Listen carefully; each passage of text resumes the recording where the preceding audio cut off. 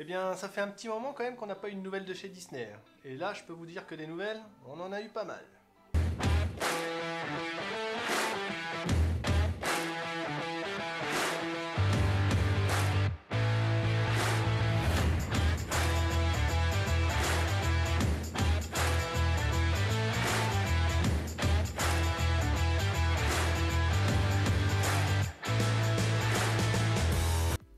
Bonjour à tous et bienvenue pour cette toute nouvelle vidéo, j'espère que vous allez bien. Aujourd'hui vidéo un peu spéciale, on va parler du Disney Investor Day.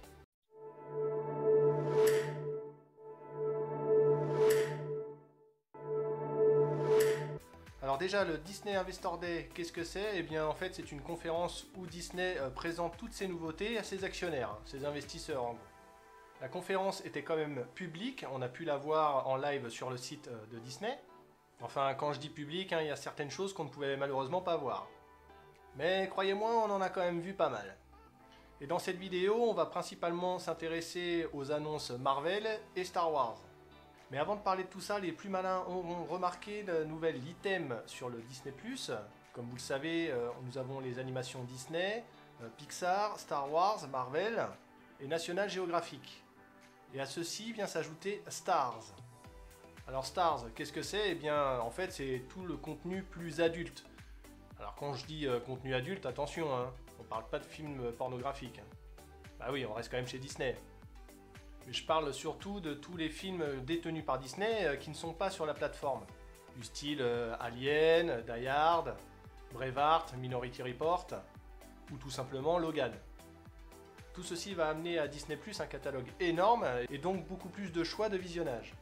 Des choses aussi un peu horrifiques comme The Predator ou American Horror Story, mais aussi quelques nouveautés qui arriveront plus tard sur la plateforme. Donc vous l'aurez compris, la plateforme va s'agrandir et ça c'est très intéressant depuis le temps qu'on le demandait.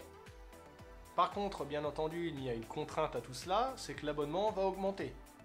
Bon alors rassurez-vous, ça va pas passer à 15 € non plus. L'abonnement actuellement à 6,99 € passera à 8,99 €. Donc une augmentation de 2 €, ça va le faire. Et tout ceci sera disponible à partir du 23 février 2021.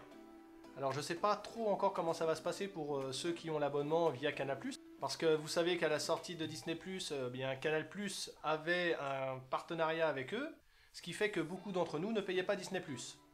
Bon, ça fait beaucoup de plus dans la même phrase. Et surtout ceux qui ont le gros abonnement à Canal ne payaient pas du tout Disney+, à vie. Enfin, à partir du moment où on a toujours l'abonnement Canal+. Donc je sais pas comment ils vont gérer cette augmentation. En tout cas moi personnellement ça ne me dérange pas, je trouve ça même très intéressant, on va enfin avoir un peu de contenu, enfin rendez-vous en février pour voir tout ça. On passe ensuite aux annonces qui ont été faites pour Marvel, et je peux vous dire qu'il y en a beaucoup, même si on connaissait déjà à peu près toutes les séries et films qui allaient sortir à l'avenir, eh bien on a eu le droit quand même à 2-3 petites exclus. Alors déjà par rapport au planning de sortie précédent, et bien là on a eu une mise à jour, avec quelques changements.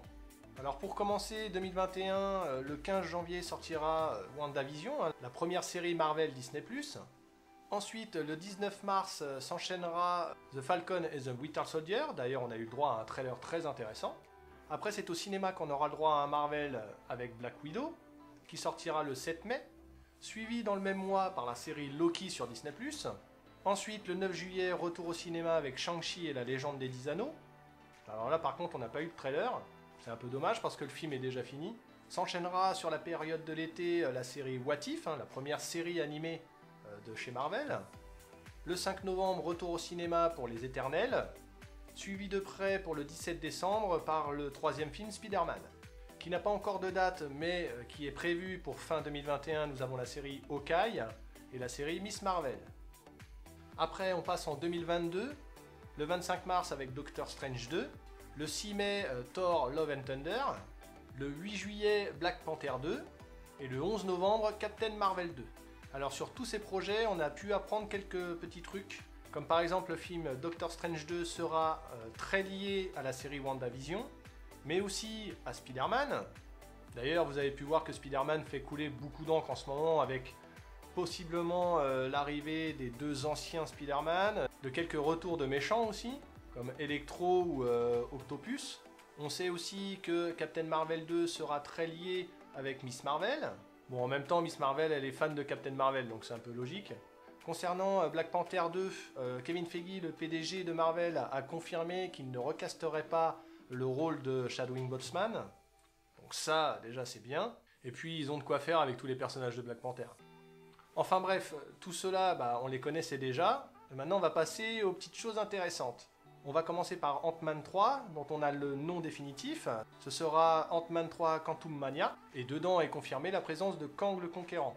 Ensuite, vous avez pu entendre parler d'une série sur Nick Fury. Eh bien, on a aussi le nom. Ce sera Secret Invasion. Et ça, c'est très connu des fans de comics. Ça a parlé aussi de la série She-Hulk, en confirmant que Hulk y sera présent, mais aussi le retour de l'Abomination, qui était présent dans le premier Hulk. Ça a un petit peu reparlé de Moonlight sans vraiment nous dire des choses intéressantes. Et ça a reconfirmé aussi Blade sans nous dire de date sans et non plus. Ça nous a aussi parlé de la série Les 4 Fantastiques, dont on a le réalisateur, John Watts, celui qui s'était occupé des 2 premiers Spider-Man. Et là, on arrive aux choses dont on ne connaissait pas du tout l'existence. La série Iron Heart, en gros c'est un peu l'héritage d'Iron Man. La série Armor Wars, qui elle va se pencher sur War Machine.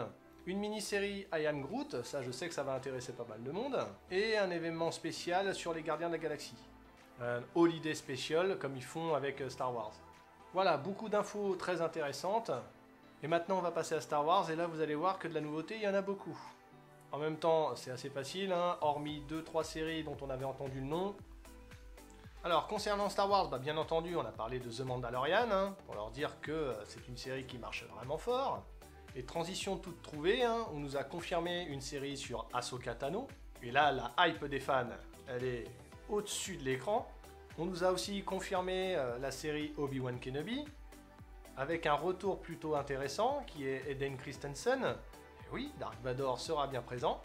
Et la série Bad Batch, une série animée dans le style de Clone Wars ou Rebels, qui semble vraiment très intéressante.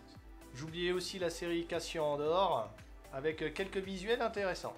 Ensuite, on nous a présenté Ranger of the New Republic, une série qui se passera à peu près pendant les événements de The Mandalorian. Une série sur Lando Calrissian, Lando. Alors on ne sait pas encore grand chose sur la série, on ne sait pas si ça se passera pendant sa jeunesse ou après les événements de l'épisode 9. J'ai quand même un doute là-dessus. Une série Droid Story, notamment avec 6PO et R2D2. Ça me hype un peu quand même. Une série Vision, et là j'ai pas grand chose à dire, j'ai pas vraiment compris de quoi ça parlait. Et pour finir au niveau des séries, The Acolyte. Une série qui va parler de la naissance des Sith. Ça va être très intéressant. On a eu le droit aussi à 2 informations concernant des films Star Wars. Un qui sera réalisé par Taika Waititi et l'autre par Patty Jenkins. Oui, celle qui fait Wonder Woman. Enfin, qui le réalise. Vous m'avez compris. Et concernant ce dernier, on a eu le droit à un nom et un trailer. Enfin, un teaser. Il s'agit de Rogue Squadron. Et il sera prévu pour décembre 2023. Ouais, on a un petit peu de temps quand même. Voilà, c'est toutes les annonces qui ont été faites sur Marvel et Star Wars. Comme vous avez pu le voir, il y en a énormément. Ah, c'est clair que pendant la conférence, ils nous ont régalé Disney. Je vous laisse aller traîner sur YouTube pour aller voir ces trailers, qui sont pour ma part très intéressants. Voilà, c'est tout pour cette vidéo, j'espère qu'elle vous aura plu. Bien entendu, si c'est le cas, n'hésitez pas à lâcher le pouce en l'air, à laisser des petits commentaires pour me dire si ça vous intéresse ou pas. On n'hésite pas à partager la vidéo, à me rejoindre sur les réseaux sociaux. Moi je vous dis à très bientôt